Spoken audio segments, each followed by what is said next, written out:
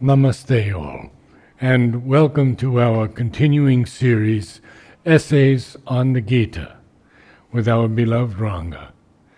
We are on page 61, beginning with the last paragraph. What is that real fact, that highest aim?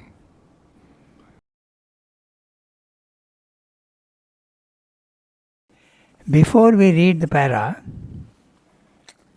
I just point out to you two sentences that he has said earlier, which is relevant here. The first sentence is, the soul, not the body, is the reality. Up in the previous paragraph, he has said very clearly, the soul is the reality, not the body. He could have added, for our comprehension, he could have said permanent reality, because the body is a reality in time, but therefore it's not an absolute reality. But the soul is eternal and immortal, and therefore it's the absolute reality. But it does not incarnate in a body. Is that correct? The soul does not incarnate in a body, it's the psychic being? Oh, the soul, when it comes down, it's a psychic being. Okay. So when the soul descends into the body, it becomes the it's a psychic being. But it's still the soul up there, is it not? No, not necessarily. If it is up there, then it is liberated. Yes. It is liberated. It's not in the body. Liberation means the soul has lost its identification with body, mind, life. It's outside. It sees its body, mind, life as something outside itself. They are instruments, like a carpenter would use instruments. The instrument is the body. So your soul is using the instruments of body, mind, life. So if it is outside, it is liberated. So we hear that the soul is incorruptible. Yes. It's incorruptible in essence. In essence. In essence. In that plane of existence. Yes. But when it comes down, it covers itself with so many layers. It covers itself with the layer of matter, with the layer of the vital prana, and with the layer of the mind. Therefore, it has not lost its essential reality and divinity, but it is covered up. Its divinity is covered up. It has to struggle to get rid of these coverings. So it is covered up by becoming the psychic being? Yes, you could say that. Okay. When it comes down, it's called the psychic being. Okay. Good. So, the first sentence is, the soul, not the body, is a reality. Then the second sentence, the last sentence of the previous para is, he looks beyond the apparent facts of the life of the body and senses to the real fact of his being, and rises beyond the emotional and physical desires of the ignorant nature to the true and only aim of human existence. When we are in the body, mind, life, the aim of life is often very worldly. I want to become an engineer, I want to do this, I want to do that. But the real aim of human existence is to find your own true self. Can we say that at this level it's circumscribed? Yes, very much. Of course it is circumscribed. Yeah. The soul is circumscribed. And it is subject to ignorance, because it is covered up by all these things. Okay, so now I read the para. So Srimda is now asking, what is that real fact? He has just mentioned earlier that the real fact of his being is the soul and not the body, mind, life. But in our condition here, we are always thinking that this is me. We are my body, my vital, and my mind. This is me. But we are not conscious of our soul. If we were conscious, we would be liberated. So, Srimda is now asking, what is that real fact? That highest aim. What is the highest aim of man? This, that human life and death repeated through the eons in the great cycles of the world are only a long progress by which the human being prepares and makes himself fit for immortality. I'll read the whole para, then we'll come back to it. And how shall he prepare himself? Who is the man that is fit? The man who rises above the conception of himself as a life and a body, who does not accept the material and sensational touches of the world at their own value or at the value which the physical man attaches to them, who knows himself and all as souls, learns himself to live in his soul and not in his body, and deals with others too as souls and not as mere physical beings. For by immortality is meant not the survival of death, that is already given to every creature born with a mind, but the transcendence of life and death. It means that ascension by which man ceases to live as a mind-informed body and lives at last as a spirit and in the spirit.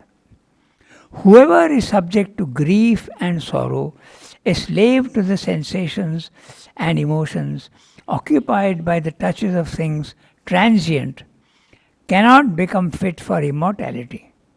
These things must be borne until they are conquered, till they can give no pain to the liberated man, till he is able to receive all the material happenings of the world, whether joyful or sorrowful, with a wise and calm equality, even as the tranquil eternal spirit secret within us receives them.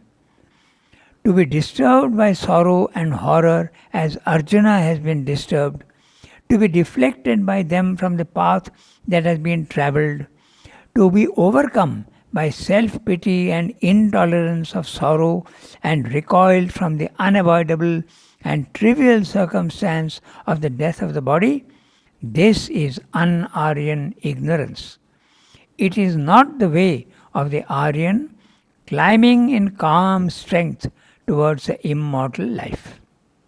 So this is the so who is the real man? Who is the man who is and what is the highest aim of life? He is explaining everything in this para.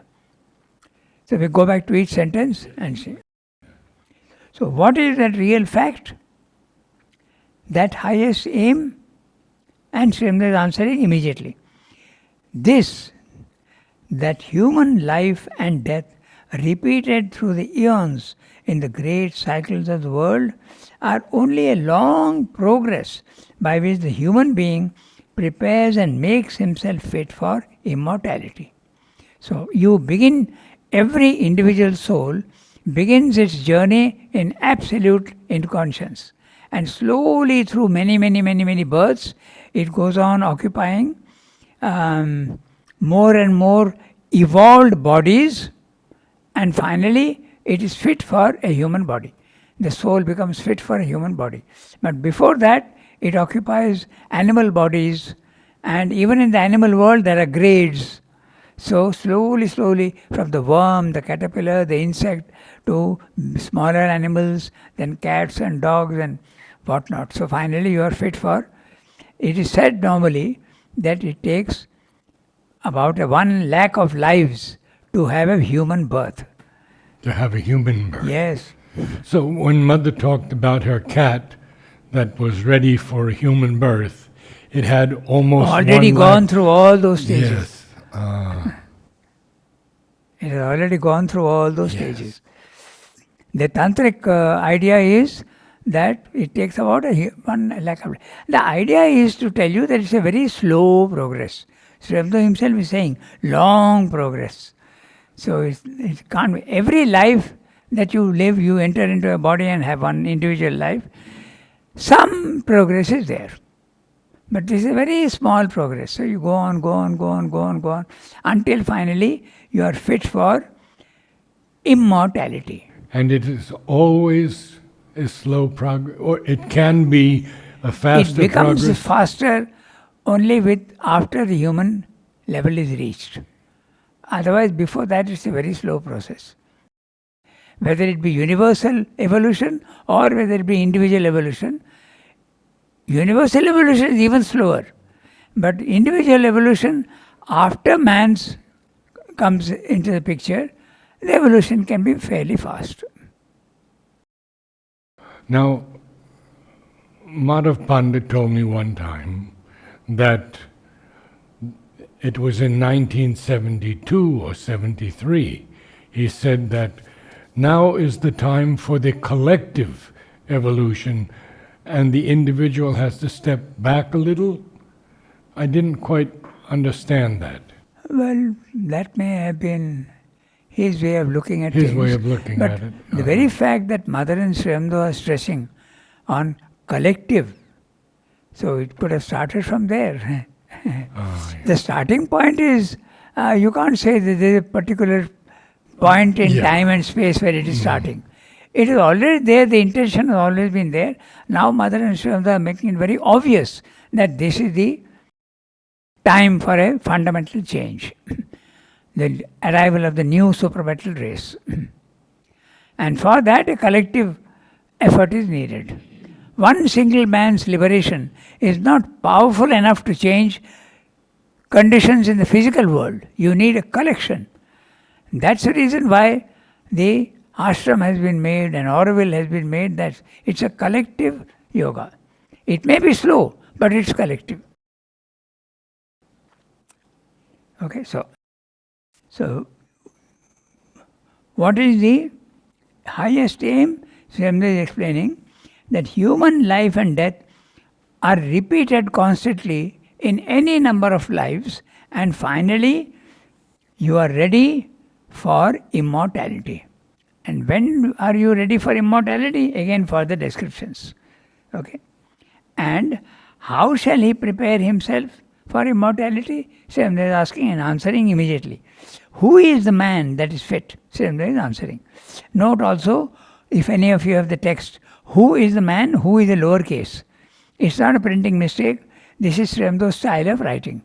When two questions he puts but who are intimately related, he doesn't start with a new sentence. It's a part of the other sentence. So, who is that man? Who is very interesting. a lowercase? Very interesting, yes. Yeah, He this is doesn't his style. begin a new sentence. He No. continues it, Yeah. even with the question mark. Yes. It is grammatically it's another sentence, but it is so linked with that he doesn't start it as a new sentence. This is his style. Okay, so now he answers. The man who is fit for immortality. And by the way, immortality, he will explain afterwards what is meant by immortality. Because immortality of the soul is always there. But can there be another immortality? That's what he will explain. The man that rises above the conception of himself as a life and a body. So, all of us think that this is what I am. We are not conscious of our soul. But the man who gets rid of his identification with body, mind, life and knows that he is a soul, he is now fit for immortality. That's what Sri Aurobindo is saying. The man who rises above the conception of himself as a life and a body, who does not accept the material and sensational touches of the world at their own value or at the value which the physical man attaches to them. So, who knows himself and all as souls, learns himself to live in his soul and not in his body, and deals with others too as souls and not as mere physical beings.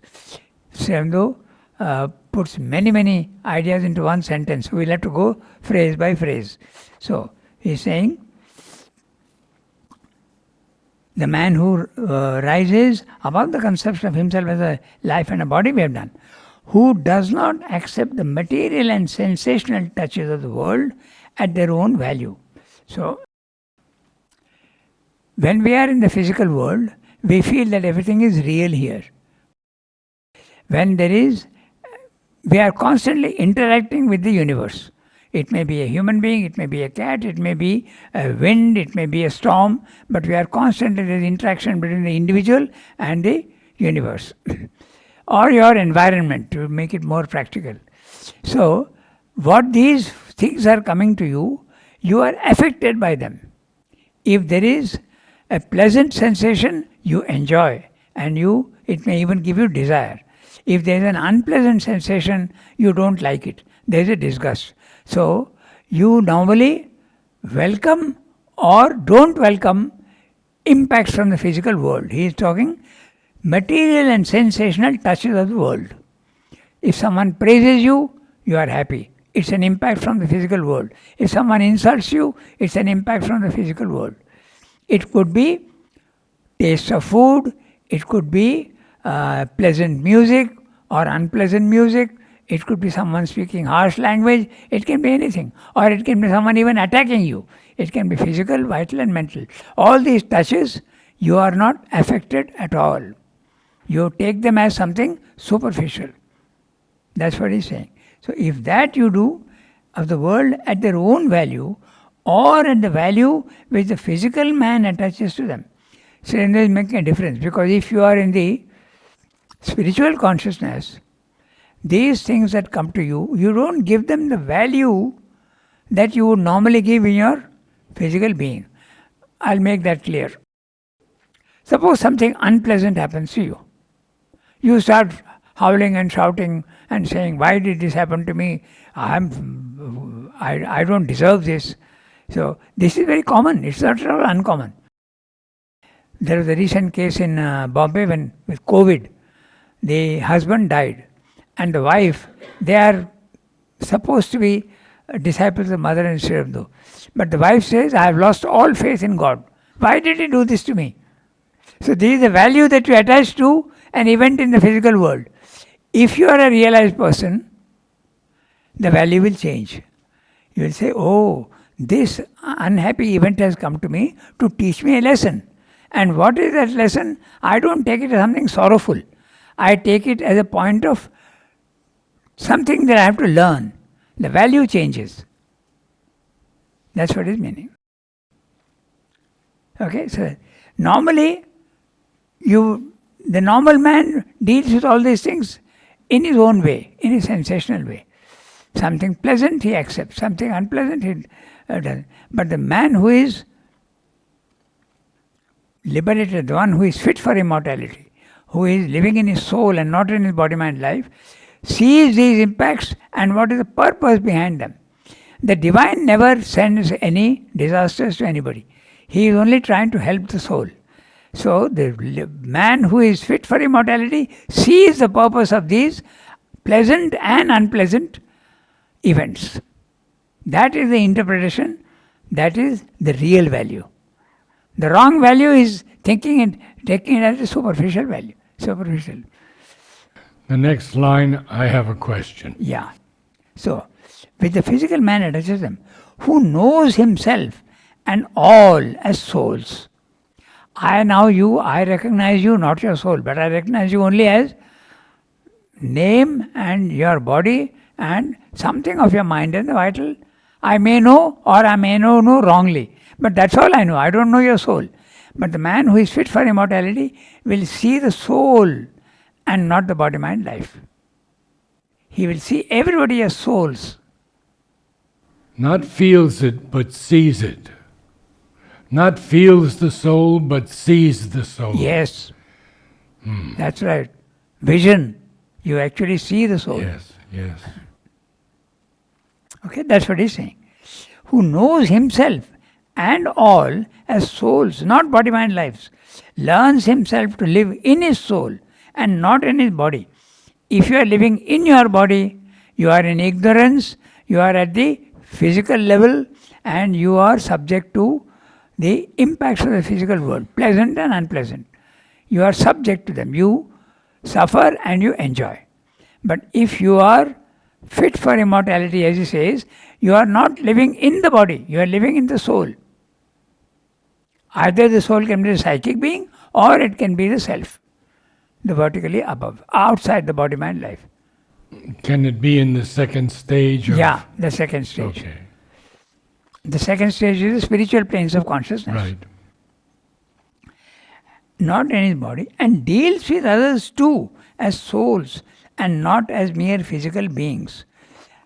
So when mother is dealing with everybody, sometimes people used to get confused. Okay?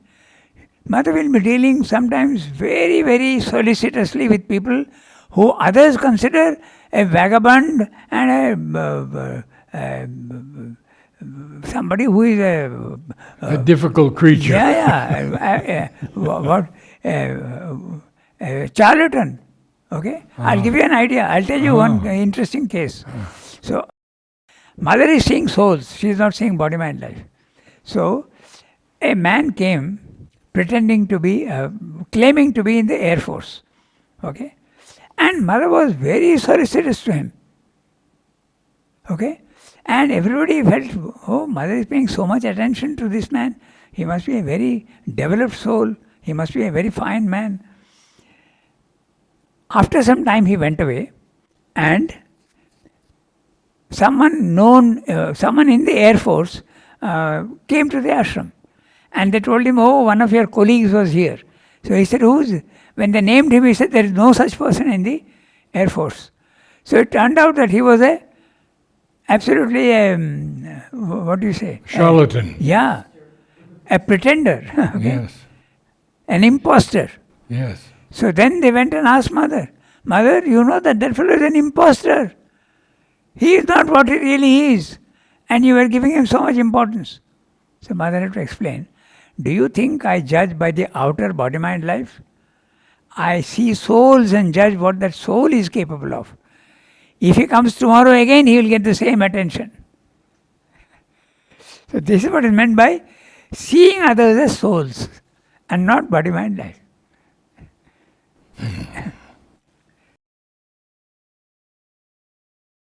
I won't give more examples, but this one example is enough.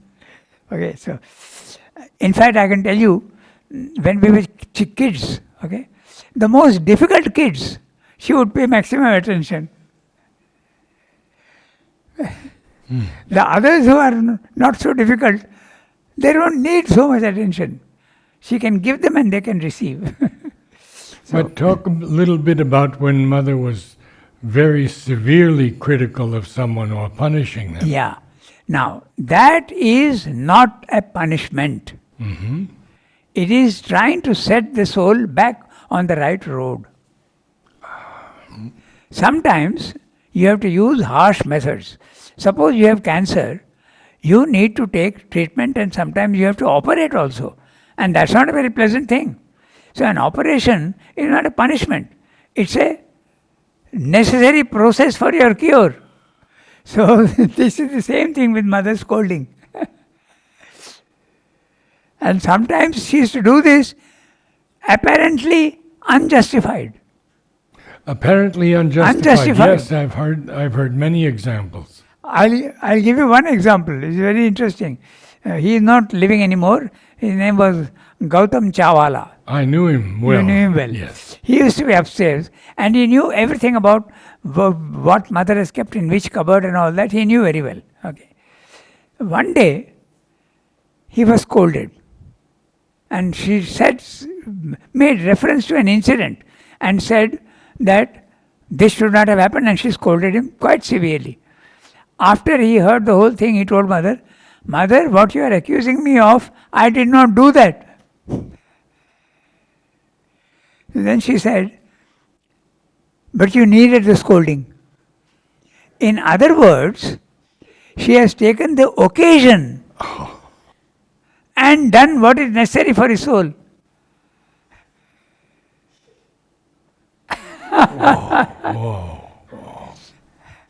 So this is seeing the soul and not the body, mind, life. Okay? So now, and deals with others too as souls and not as mere physical beings. We would put that man into jail. We'll complain that he is an imposter, he deserves to be put into jail. Mother is treating him kindly. There are many other cases also. Okay, there is another case in the agenda she refers to of a young girl here. She was not a very bright person. Rather, on the contrary, she was quite dull and stupid. And people had a very low opinion of her. But one day, she had some experience and mother refers to it in the agenda and says, look, how people judge things from the outside. She's supposed to be so stupid, but she has had this experience. So what she is capable of. That's what is meant by seeing the soul and not the body-mind life. Okay? Now, the next sentence. For by immortality, he has told you that you have to make yourself fit for immortality. And if you are fit for immortality, then you are not affected by the physical impacts of the world, nor do you see others as body-mind lives, but you see them as souls. So now he is explaining what is immortality. For by immortality is meant not the survival of death. Now, this survival of death, you have to interpret correctly. Yeah, that's the question I had. Exactly. Okay. So I was very surprised. I said, survival of death? If survival of death is there, then death will always be there. It will always survive. Yeah. But the word of is to be taken in a different way. You go to the dictionary and you will see that it's often taken in the spirit of away from, like he is free of cancer. Oh. He is cured of this disease, of. Interesting. So that's the meaning here. Okay. This puzzled me quite a lot. I said, okay, let me check the word of, the preposition. And then you go and see that it is used in this way. Survival away from death. Survival after death. Or from death. In that sense. That was the question you had. Okay. So, for by immortality is meant not the survival of death, but that is already given to every creature born with a mind. Okay? You do survive because the soul survives and then you can come back. That's how I understood it. Yes. That's not what is meant by spiritual immortality. Okay? Spiritual immortality means you realize your soul is immortal. That's what is meant. That's what he's saying. But the transcendence of life and death. You are not subject to life nor to death. You can come down if you want into the physical world by taking birth again. But you are not subject. You are not necessarily to be born. But if you have not realized the soul, then necessarily you have to come back and take birth. So it's only those who have realized the soul that could escape into that. Yes, that's right. Yes. That's what is meaning. The transcendence of life and death. You are not subject to death nor life because you know that your soul is immortal. Okay? It means that ascension by which man ceases to live in a mind-informed body and lives at last as a spirit and in the spirit. Now, another use of Sri Aurobindo word, mind-informed body. Okay? So, the word inform is not information. In the form. Not IT, not information technology. It is to go into the form. Sri Aurobindo uses the word in that sense. Okay? So, we have to see that. This is what it means. Inform, go into the form. So, mind-informed body means a body into which a mind has come in. That's what it means. And lives at last as a spirit and in the spirit. Doesn't live in the body anymore. His body is outside himself and he uses them as instruments. In fact, he says in the synthesis that when you realize your true being, the body is like an instrument in your hand. You can use it as an instrument in your hand. You are not identified with it. Okay? So that's what it means. And lives at last as a spirit and not as a body-mind life and in the spirit, not in the body. Whoever is subject to grief and sorrow, a slave to the sensations and emotions, occupied by the touches of things, transient, cannot become fit for immortality. So very clear. If you are subject to sorrow and pleasure, you are not fit for humanity. Not yet. You have to be beyond that. Grief should not make any difference to you, nor pleasant things. You remain absolutely calm and quiet, unmoved. Not easy. Okay, so whoever is subject to grief and sorrow, a slave to the sensations and emotions, occupied by touches of things. What is meant by a slave to sensations? And emotions, yeah. I have a desire and I fulfill the desire inevitably. I am a slave to my desire. I cannot conquer the desire. Also, I am a slave to the sensations. Pleasant things I enjoy. Unpleasant things I don't enjoy. You are subject to sensations. Are they more than habits? Habits also are the same thing, but habit is more of the body. There can be mental habits and vital habits also. They are formations. But being a slave, when you are a slave to your habit also, that's also a slave. So you are not a slave when you are identified with the soul. Okay, that's what he's saying. These things, transient, cannot become fit for immortality. These things must be born until they are conquered. So, pleasant and unpleasant things, you have to learn to bear them without being affected. Samatha is the word. Equality.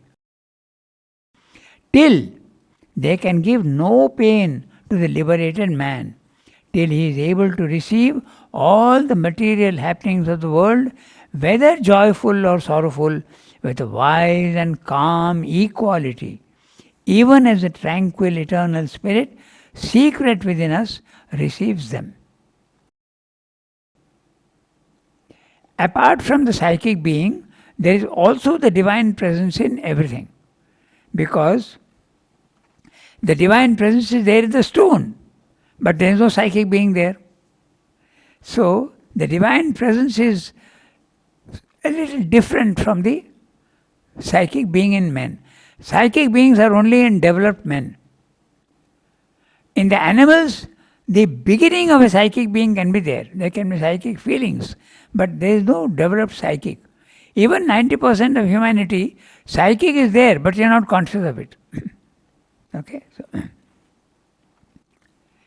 even as the tranquil eternal spirit secret within us receives them. To be disturbed by sorrow and horror as Arjuna has been disturbed, to be deflected by them from the path that he has to travel, from the unavoidable and trivial circumstances of the death of the body, this is un-Aryan ignorance. So, we'll go back to each sentence to see what he's saying. He's saying, to be disturbed by sorrow and horror as Arjuna has been disturbed. Arjuna has been so disturbed by sorrow, his body is trembling, he has a fever, and he throws down his bow and says, I will not fight. So he is subject to sorrow. So he is in ignorance. Okay? That's one thing. And to be overcome by self-pity and intolerance of sorrow and recoil from the unavoidable and trivial circumstance of the death of the body. He is calling the death of trivial circumstance. It's only an event of no special importance, because you will come back again with a new body. So why bother about this body?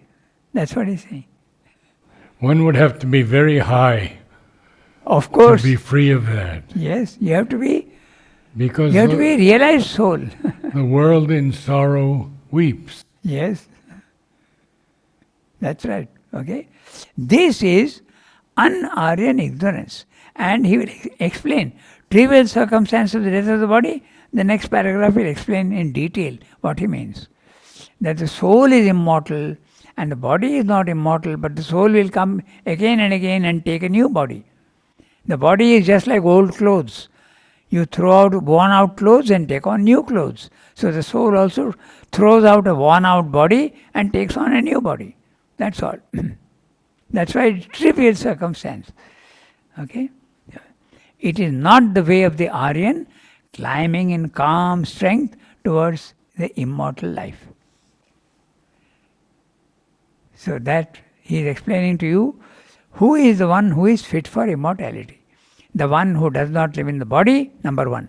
The one who does not be subject to sorrow and grief, who is not affected by the impacts of the physical world. He is fit for immortality. Even by death. Yeah. Not affected. Death doesn't bother him at all. Okay? There is no such thing as death, for it is the body that dies, and the body is not the man. That which really is cannot go out of existence, though it may change the forms through which it appears, just as that which is non-existent cannot come into being. The soul is and cannot cease to be. This opposition of is and is not, this balance of being and becoming, which is the mind's view of existence, finds its end in the realization of the soul as the one imperishable self by whom all this universe has been extended. Finite bodies have an end, but that which possesses and uses the body is infinite, illimitable, eternal, indestructible.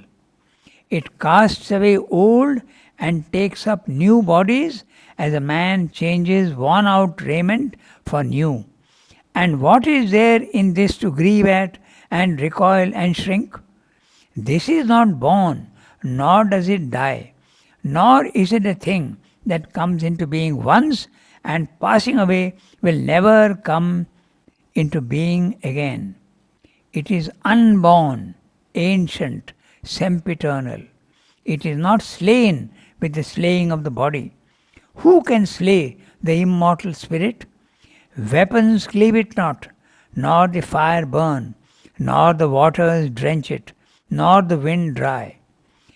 Eternally stable, immobile, all-pervading, it is forever and forever. Not manifested like the body, but greater than all manifestation. Not to be analyzed by the thought, but greater than all mind. Not capable, no, it's okay. But greater than all mind, not capable of change and modification like the life and its organs and their objects, but beyond the changes of mind and life and body, it is yet the reality which all these strive to figure. This is Srimad is not saying all this, he is just translating the Gita. All this is from the second chapter, verse beginning from 15, it goes right up to 25. Yeah, I remember this, yes, Yeah. yes. Beginning with, there is no such thing as death. Yeah, that's right. So, even the existence and non-existence also, it is in the 16th verse it starts. Na sato vidyate bhavo, na bhavo vidyate shata.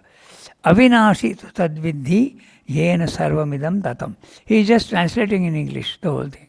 Weapons cleave it not, the wind cannot dry it, the fire cannot burn it. All these are in the Gita. So the whole thing is just a translation of the Gita.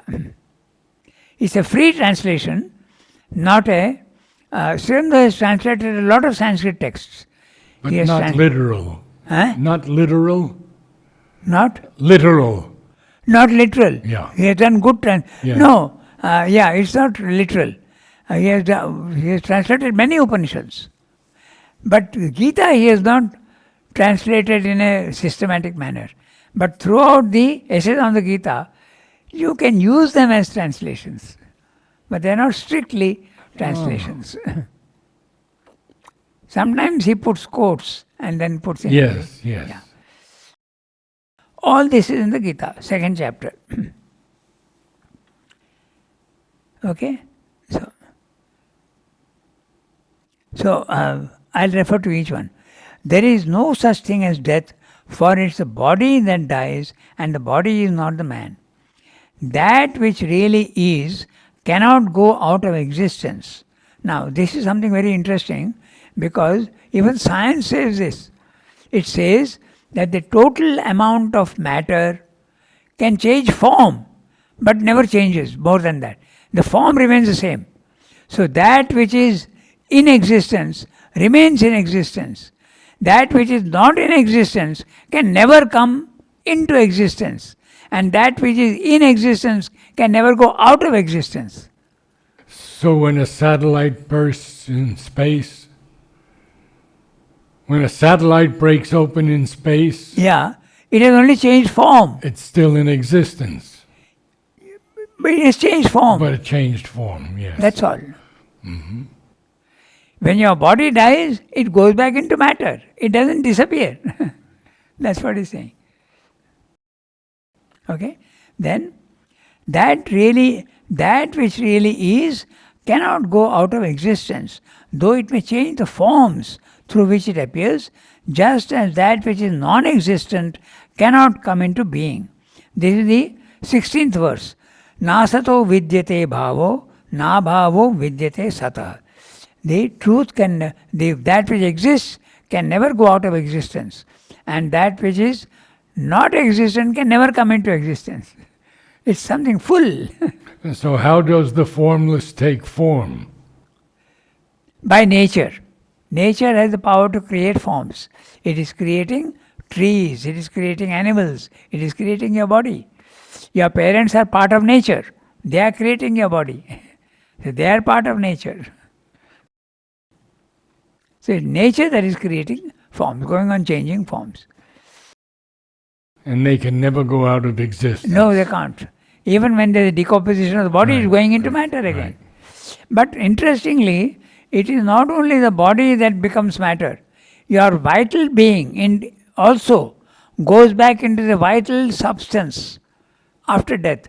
The individual formation dissolves and goes back into the universal pranic plane.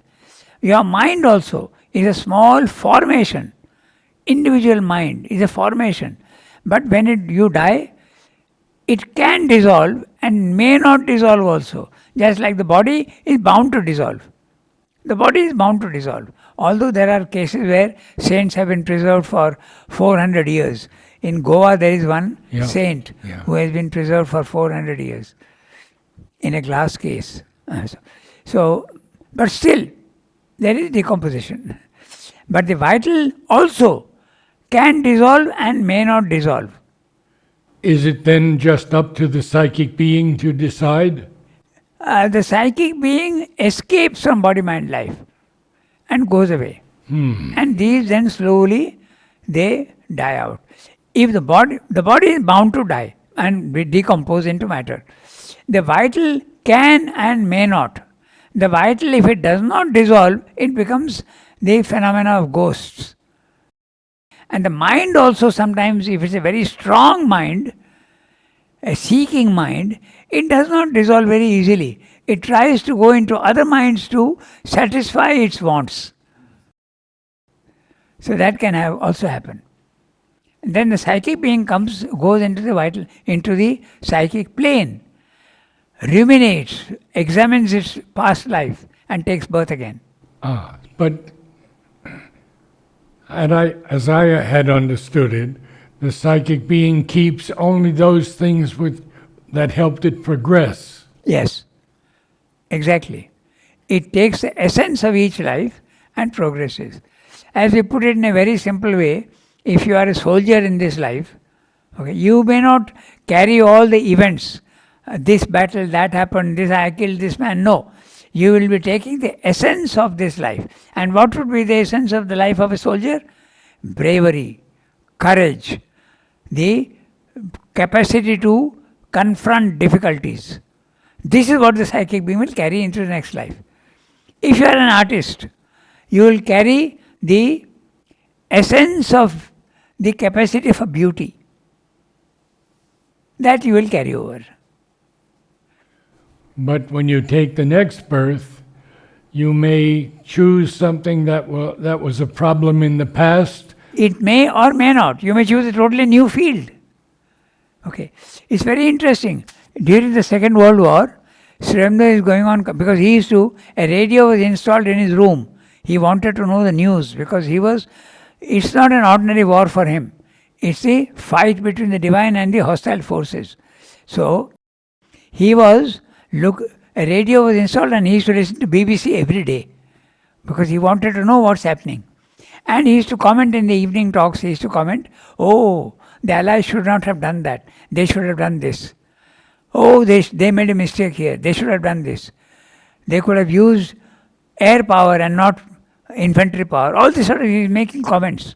So, someone asked him, how did you get so much knowledge about military strategy? His comment was very interesting. He said, not in this life.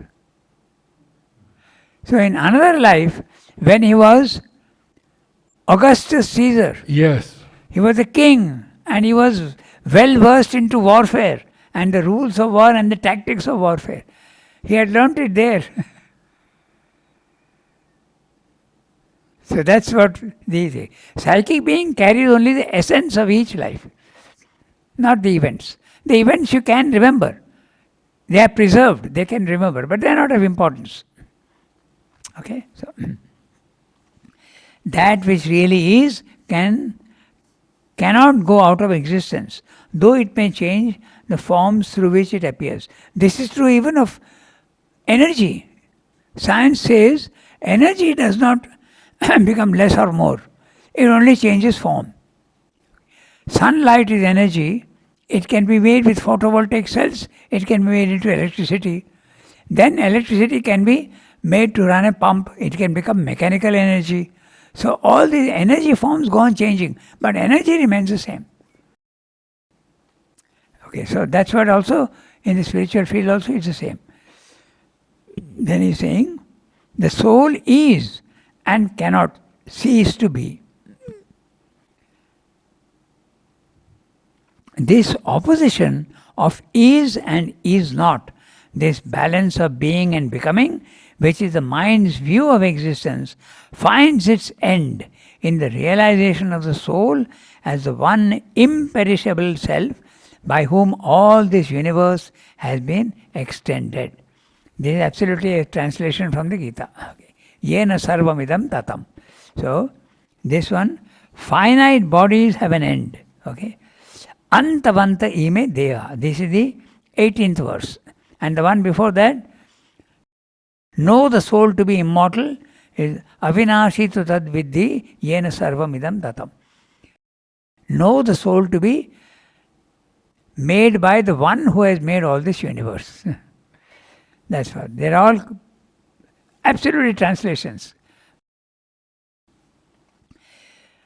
Finite bodies have an end, but that which possesses and uses the body is infinite, illimitable, eternal, indestructible. It casts away old and takes up new bodies as a man changes worn out raiment for new. And what is there in this to grieve at and recoil and shrink? This is not born, nor does it die, nor is it a thing that comes into being once and passing away will never come into being again. It is unborn, ancient, sempiternal. Aja Nitya Shashvatoyam Purana. This is the Gita. It is not slain with the slaying of the body. Who can slay the immortal spirit? And then, weapons cleave it not, nor the fire burn, nor do the waters drench it, nor the wind dry. Eternally stable, immobile, all-pervading, it is forever and forever. Not manifested like the body, but greater than all manifestation. Not to be analyzed by the thought, but greater than all mind. Not capable of change and modification like the life and its organs and their objects, but beyond the changes of mind and life and body, it is yet the reality which all these strive to figure. We stop here today. Thank you, Ranga. Namaste all.